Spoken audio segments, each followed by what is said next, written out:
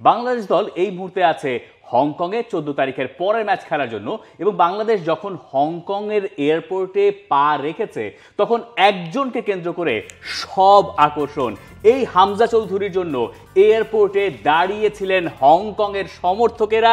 তারা তার জার্সি পরা ছবি নিয়ে এসছেন, তারা তার কাছ থেকে অটোগ্রাফ নিয়েছেন। ওই যে পেছনে লাল জার্সিতে দেখা যাচ্ছে ওখানে চৌধুরীও লেখা আছে, তার মানে হামজা চৌধুরীর জার্সি নিয়ে হংকংয়ের সমর্থকেরা এয়ারপোর্টে অপেক্ষা করছেন। কত বড় একজন ফুটবলার বাংলাদেশ পেয়েছে সেটা তার একটা নিদর্শন বটে। কিন্তু এই যে যারা গেছেন সমর্থকেরা, তারা হামজাকে দেখার জন্য অনেক বেশি উদ্গ্রীব হয়ে আছেন। তার উপরে তারা ফার্স্ট লেগ দেখেছেন তারা জাতীয় স্টেডিয়ামে বাংলাদেশ কি হাড্ডাহাড্ডি লড়াইটা করেছে। হংকং চায়নার লোকেদের বাংলাদেশ দল সম্পর্কেই ধারণা পাল্টে গেছে শুধুমাত্র এক হামজা চৌধুরীর কারণে। দেখেন, বাংলাদেশে যখন ম্যাচ হয়েছিল হংকংয়ের প্রায় 100 জনের ওপরে লোক তারা হংকং থেকে বাংলাদেশে এসেছিল, এই ম্যাচটা তারা দেখেছে।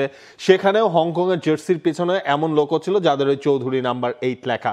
সুতরাং হামজা চৌধুরীর নামটা আসলে এখন শুধু প্রতিপক্ষের জন্য একটা, মানে তারাও হামজার খেলা দেখবে এরকম একটা হচ্ছে ইন্টারেস্ট তাদের মধ্যেও গ্রো করেছে।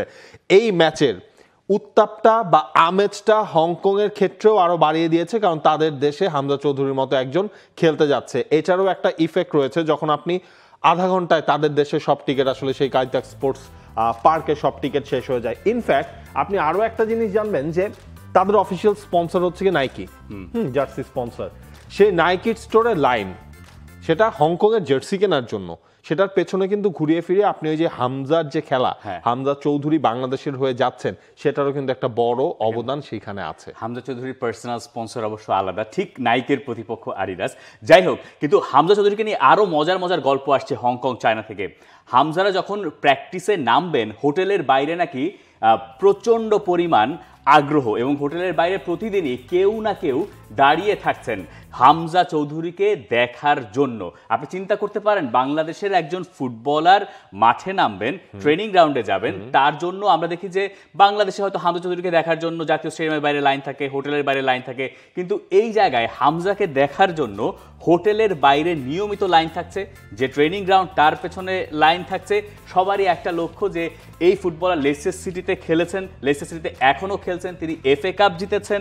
আর যেহেতু থাই একটা মালিকানার ব্যাপার স্যাপার আছে লেস্টার সিটির সঙ্গে, এশিয়াতে তিনি বেশ পরিচিত। ইনফ্যাক্ট যে ভদ্রলোক নাকি চৌধুরী লেখা জার্সি নিয়ে এসছেন এবং ছবি টবি নিয়ে এসছেন, তিনি এর আগে একবার হামজা চৌধুরীর সঙ্গে দেখা করে গেছেন হামজারা যখন লেস্টার সিটির হয়ে এই মাঠে গিয়েছিলেন খেলতে। সেই ছবি নিয়ে তারা আবার এখন ফেরত এসছেন যে ওই সময় একটা ছবি তুলেছিলাম, এখন এটার প্রিন্টেড কপি, তুমি এটাতে একটু সিগনেচার করে দাও। এবং হামজা তাদের সবার আবদার মেটাচ্ছেন। এই যে একটা মানে অরা, এই অরাটা আপনি বাংলাদেশের কোনো অ্যাথলেটের কাছ থেকে, আমি জানি না এর আগে এভাবে দেখা গেছে কিনা, কিন্তু সেটা শুধুমাত্র হামজা চৌধুরীর পক্ষেই সম্ভব, কারণ এই ট্যাগটা বা এই খ্যাতিটা আপনাকে এনে দেয় প্রিমিয়ার লিগ ফুটবল। দেখেন, আপনি যখন হচ্ছে গেল মার্চে হামজার যখন প্রথম ম্যাচ ছিল যেটা ইন্ডিয়ায় হয়েছিল ন্যাশনাল টিমের হয়ে, সেই ম্যাচের সময় ইন্ডিয়াতেও হামজা চৌধুরী সেই ক্রেজটা আমরা দেখেছি। ইন্ডিয়ার জার্নালিস্টদের সবার হচ্ছে গিয়ে বাংলাদেশ টিমের থেকে তাদের মূল ফোকাসটা ছিল ইন্টারভিউ নেওয়ার ক্ষেত্রে, মূল অ্যাট্রাকশনটা ছিল সেই হামজা চৌধুরী।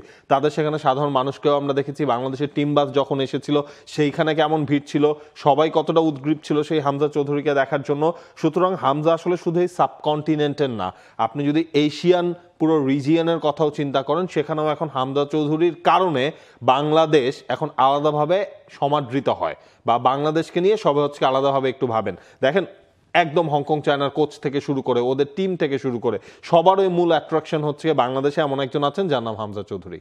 সিঙ্গাপুর ম্যাচে আমরা দেখেছি সিঙ্গাপুরের ফুটবলাররা ম্যাচ শেষে হামজার সাথে ছবি তুলে নিয়ে ছেড়েছেন। এখন এই হামজাকে বাংলাদেশ কতখানি কাজে লাগাতে পারছে সেটাই হচ্ছে প্রশ্ন। শুধুমাত্র হামজা নয়, হামজার সঙ্গে সৌমিত সোম আছেন, হামজার সঙ্গে পুরো বাংলাদেশ দলই আছে। এবং যে হামজা চৌধুরী ওরকম একটা হারের পরও বলে গেছেন এখন তারা 3টা ম্যাচ জিততে চান।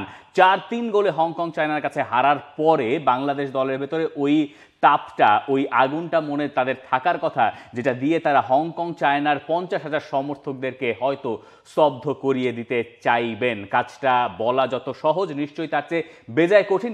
For more updates, subscribe to our YouTube channel and click on the bell icon. Follow us on Facebook and Instagram. Download T-Sports app to enjoy exciting games and highlights. Visit tsports.com.